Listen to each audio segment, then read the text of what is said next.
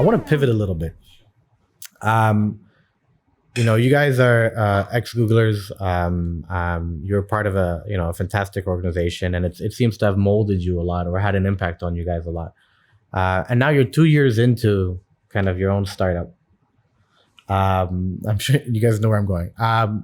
Mentally, and I think Steve and I can share kind of the feeling, but mentally, it's extremely excruciating. It's very difficult to do for multiple reasons. Number one, it's personal. As founders, there is a personal motivation to build something, to succeed in something, to manifest kind of your ambitions, right? And so there's that huge weight that you've put on your own shoulders. Number one, personal kind of ambitions and stresses. It's reminded me of it. Thanks, Chris. Sorry, man.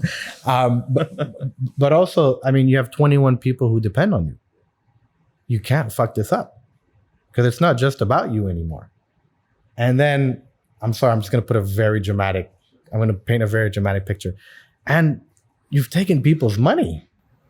Investors have made a bet on you based on a promise that you made, right? And now you have customers who've downloaded your app who want their life to be changed because that's what you promised them. Their life is going to be better now. It's going to be easier. It's going to be simpler.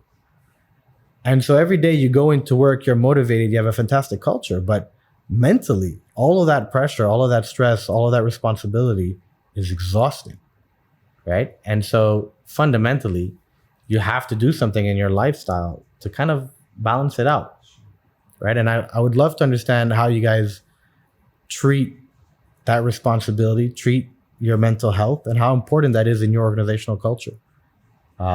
Because I know it's something we struggle with. I struggle with it every day. I'm not going to say that I think it's very healthy, one, to be cognizant, aware, and talk about it, but to constantly work on it. I think we, as an organization, at least me, I've been trying to push it a lot because I know I have so much work to do. But what do you guys think about mental health and how it's kind of become this big responsibility now, 2 years in? You're asking an Arab guy to talk about mental health. Yeah, an Arab guy to talk about his feelings. I talk about my feelings. Everything's great. I'm joking. So I think you raise really, really valid questions, especially in terms of there's a huge responsibility on us to a lot of stakeholders, right? The kind of the cop-out easy answer is just like, if you're not taking on responsibility and taking on big challenges, then what's the point? And anyway, like what are you just cruising along? Is that what's happening?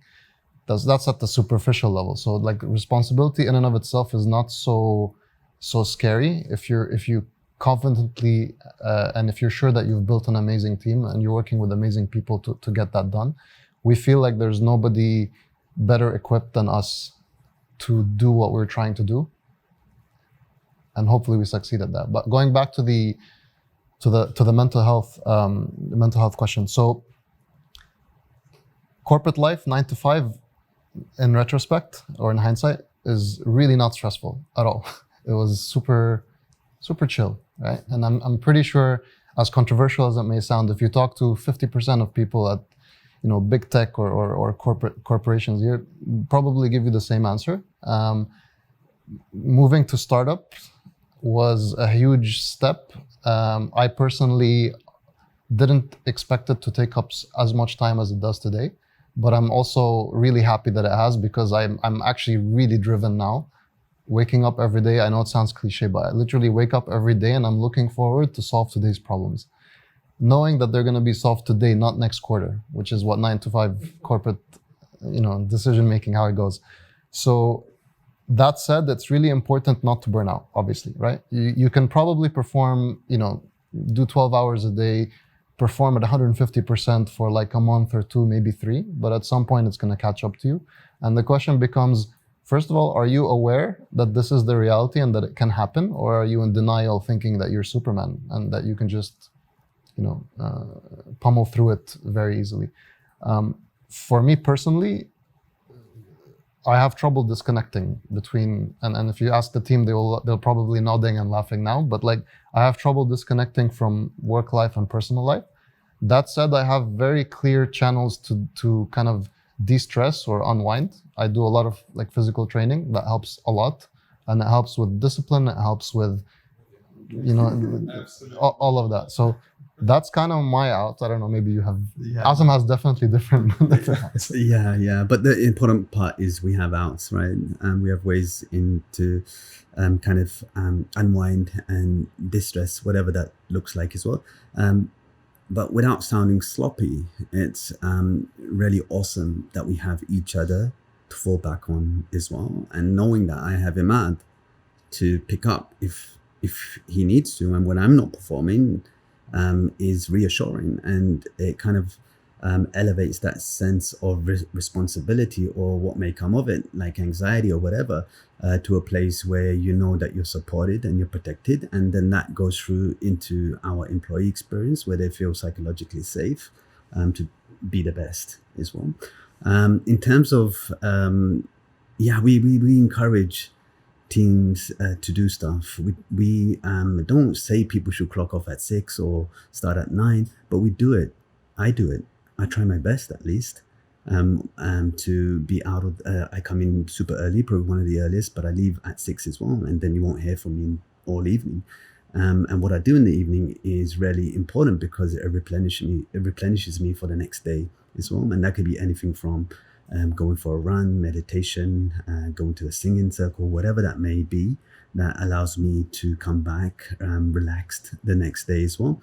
I think what's important is not just having something that you enjoy and do outside of work, is the consistency in which you do that as well. Don't let more than 2 days go by without taking care of yourself, loving yourself, whatever that may look like, I think is really, really important. I'm really passionate about this topic because I feel like it's and it's funny because I feel different, right? So I've been on my own mental health journey, I think. Variety of challenges over my life, and I've gotten to a point where my motivation, my sole motivation for really finally making a commitment to my mental health was being a father. Like, I want my relationship with my daughter to be deeper than what it is in my mind, deeper than my relationship with my father, with my mother. The type of relationship I wanted with my daughter, I knew that I was mentally unable to do it unless I worked on myself. And so I'm trying to draw the parallels into kind of how when you reach a specific mental state, how your ability to be empathetic, to build meaningful relationships, to build better attachment styles, etc., over time, how that might impact your work, how that might impact your collaboration, how that might impact your productivity, right? And so when I think about mental health today, I think, okay, what are the real reasons why this is important? Because burnouts are not physical, they're mental. You know, when you're disciplined and when you're motivated, you could work 12, 14 hours and feel great. You could sleep 4 or 5 hours and feel great. The only time you'll end up really feeling like shit is if you're mentally tired, right? If you're mentally disconnected from everything else, you're not really feeling or having an exit, right? And mental health is from my experience so far, has been something where finding a way to understand the feeling, having a means to communicate the feeling, share the feeling, and kind of let it kind of dissipate to some extent, whether it's meditation or physical activity or crazy working out, but fundamentally what I've realized is it's once you work on yourself a little bit, you start to realize that a lot of the anxieties, a lot of the stresses, a lot of the mental damage that you're putting on yourself is obviously self-inflicted. And so being aware of them, understanding how to manage them, how to interpret them is everything.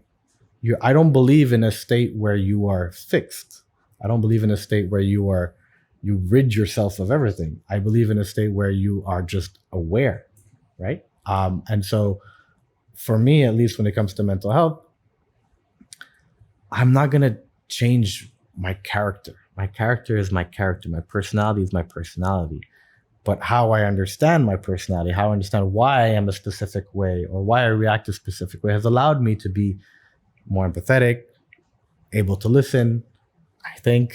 No, you've No, you don't have to agree. genuinely been really good. No, but I feel like it's allowed me to at least be aware of my strengths and my weaknesses. And so, when I think of where you guys are, like 2 years into your journey, I don't think the solution, or in my mind, is not about being this Zen person. That's not, like, you are who you are. If you're Zen to begin with, you're going to be Zen. If you're super physical, you're going to be super physical. That's not the objective. The objective is just having that self-awareness of who you are, how you react to things, and what the reason is for you to be that way, so that when you're in that situation again, you get to kind of, let's say, manage it in a more appropriate way for yourself and your organization. Now, it's never spoken about here, but a lot of the I want to pick my words carefully. Stuck it. You don't have to. Yeah, but I want to say it right, so it's valuable. So culturally, mental health is not something that we have adopted. Right? It's not something that we talk about, whether it's in our homes or in our communities. Mental health is not something that is as evolved, as open, as discussed, as shared as it might be, let's say, where we went to college in Canada, for example. When I speak to my Canadian family, it's a very different conversation than when I speak to my Lebanese family, etc. And amongst us over here now, we're starting to have a lot of people talk about it, etc. Actually, my therapist was recommended to me by a client, right? So it's becoming more and more prevalent, I think, in the startup community. But generally, our culture does not talk about feeling, does not talk about emotion, does not talk about anxiety, does not talk about any of these things that we're discussing.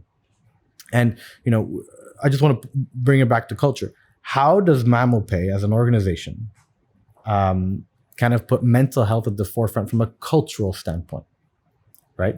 How would you like to, if you're not doing it already, because I don't know if it's one of those immediate priorities in the organization, but mental health, and the reason I wanted to pick my words carefully was every single organization that I left, whether my own startups in Canada or startups I was a part of here, every single one that I left is because mentally I couldn't do it anymore. Not physically, not because I had peaked, not because I didn't think there was any more opportunity. I left because mentally I couldn't do it. It pushed me. I put myself in situations where I evolved into a position in organizations where mentally I couldn't do it. It just, the burden of the weight, of the anxiety, of the stress was just too much. And enough was enough, and I wasn't able to kind of manage it anymore. Whereas today, I think I can manage a lot more. How do you guys build kind of a culture where that doesn't happen in your mind? How do you kind of give that safe space? And the reason I ask is because, and the reason it's a bit complex is because the culture in the region over here doesn't have that. You're going to have to teach that. It's not about attracting people who have that conscious dedication to good mental health. It's how do you as an organization integrate in your mind mental health, awareness, education, support, development in your culture? As a kind of superficial activity on our internal documentation site called Guru, we have an entire section on mental health. Okay. And within that, there's these awesome meditations that are there for the team that they can dip into and use. And the idea about that is to bring it to the surface and to talk about it, to be open about it, and to be vulnerable about it, right?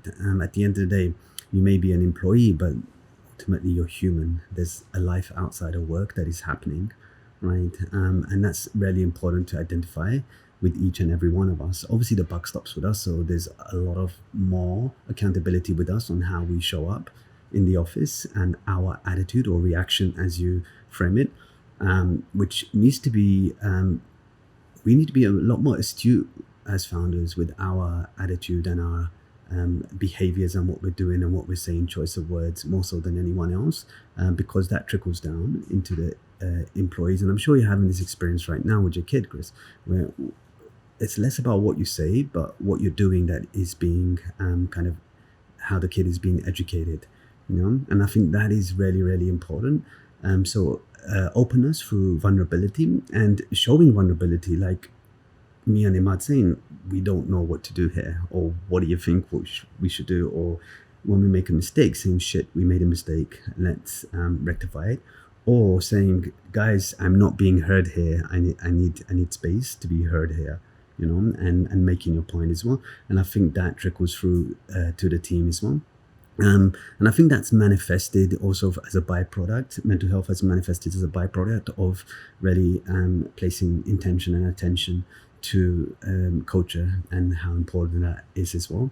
And then, of course, providing physical safety as well, i.e. the work environment and people showing up there as well, and how we interact and how we behave, how we talk with each other. It's always in a loving and kind way. There's no yelling or screaming or profanities inside the office, not because we deliberately choose not to do that, but it's just become part of the culture as well. And I think the byproduct, at least on a subconscious level, is mental safety inside the company. Do you think organizations should invest in providing those resources, mental health resources, to its staff? Definitely. I mean, if you recall back at Google, they definitely did invest. We had like I forgot what it was called, but there's a service that's part of your general perks where you can call a hotline or get advice from a advisor or a therapist or something like that. So I definitely do think organizations should do that. I would say that the smaller you are, the more it can be a responsibility absorbed at the leadership level. Like simple examples, you mentioned it earlier, where reality is perception, right? If you wake up in the morning and you're bummed out by something you've been thinking about yesterday, you're probably not going to have the most productive, efficient day, and you're not going to feel good about just the way things are going, right? If you apply that to whenever you have a conversation / debate / argument with a colleague, if you take yourself out of the situation, put yourself in their shoes, analyze the situation objectively, that's going to give you probably a fresh look into what the dynamic is with that conversation. And then you can detach from your emotions, which typically drive us. And, you know, when you're pissed off, you're going to just react most of the time, right? But taking a moment to pause, breathe, you know, again, as cliche as it sounds, taking a moment to breathe and pause and understand that this is just a situation and this too shall pass. And then based on that knowledge, how do you then react? So these types of concrete examples happen all the time on a daily basis across the team.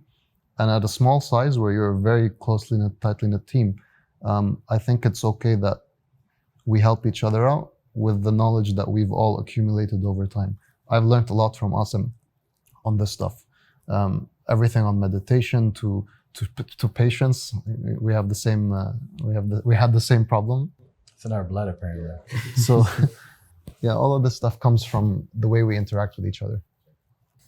I was going to say, it's kind of like I have a slightly different perspective on, and I think it's like a risk in the sense of, and bear with me while I try to break this down. Culture and values, like when organizations try to introduce values and they don't really understand kind of why culture is so important or why values are so important, or they haven't taken the time, they tend to misrepresent what values are and aren't really kind of true to them. So it's almost misleading. Mental health has obviously become such a big thing in the workplace, particularly over the last couple of years. But without the right training or without the right leadership or guidance from experts or people within the field, the bucket of mental health almost becomes too broad and almost too sanitized. So back in the day, mental health was like really bucketed for serious issues, whereas I think a lot of what you guys are talking about was really about mental fitness. So we do physical fitness, and what we're talking about here is mental fitness. And what does that fitness include? I think practices within the workplace, you know, being able to openly talk, collaborate, have these conversations, openly listen. These are all like practices around mental fitness to prevent mental health problems, right? And I think kind of the way that I try to think about it and try to like almost understand it as we like what it is that we're trying to do as leaders, founders within organizations is we're trying to prevent our teams having mental health issues by supporting them through mental fitness exercises in a very like stressful work, continuous, like pressured environment. So I don't know if you guys have a perspective on that or if it's just like a curveball point of view. I completely agree. The only thing I would say, just for the basis of the challenge, I think the reason we're saying that is because mental health has such a negative stigma. Totally. Yeah. Right. And so like if physical health had a negative stigma, then you know what I mean. But I think just because of the positioning of mental health over generations has been generally that this person's lost their marbles, you know. That's how it's generally been positioned, is why you're saying what you're saying, right? And I think that's the challenge. And I think, yes, maybe language and positioning and stuff like that can help in the kind of growth of this topic and focus of this topic. I just think that I agree with you, but I agree with you only because there's a negative stigma against the word mental health. Yeah. And it's also the reason I'm positioning it that way is, like with values in an organization, when leadership that doesn't really understand the importance of values or the roles values play, when they implement that, it can almost misguide and diminish the importance of culture in those organizations. Yeah. Like the same way leaders that don't necessarily haven't invested either in, you know, kind of anything themselves from a mental health perspective could mislead and misrepresent what that could be to an extent. Exactly. And that's why the importance, when I think about it, is like education. So as organizations, as leaders, what is the role that we play when it comes to education? And as an organization, how do we invest in bringing in experts to support and build those programs within, 100%. you know, and ultimately, like we're kind of hovering around this topic, which is it's how you frame it. If you're framing it as something that's, it's a taboo, you can't talk about it, or are you framing it as a way to train yourself to be a better human being, right? You go to the gym, you do martial arts classes. Why can't you train your mind and mindset, right? There's an amazing book I'd recommend called Search Inside Yourself, written by a Google engineer on meditation. Compare that to a book like The Secret. It's talking about the same topic, but the way they frame it is totally different. And if you want to convince a pragmatic, logical person on the benefits and value of meditation and breathing and whatnot, you would go the Search Inside Yourself route. So how you frame and communicate the benefits and why you're doing something, just as was with building product. Why are we building product? Why are we doing meditation? Why are we going to the gym? It's really important to ask why. Totally agree. Guys, this has been a deeper conversation than I expected. I really appreciate it. I appreciate the openness. I appreciate the time. Thank you very, very much for making it. And I hope to have this conversation with you guys 12 months from now. And I hope that your mental health or fitness sustains. Thank you very much. Awesome. Thank you so much for having us. Cheers.